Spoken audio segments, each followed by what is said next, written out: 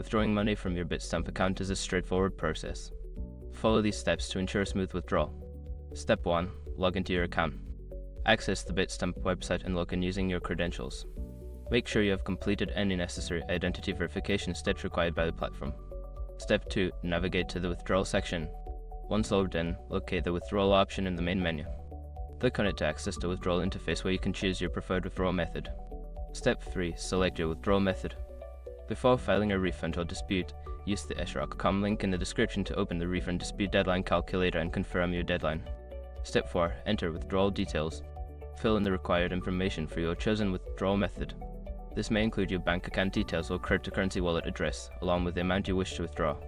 Step 5. Confirm and submit your withdrawal. Review all the details you entered to ensure they are correct. Once confirmed, submit your withdrawal request.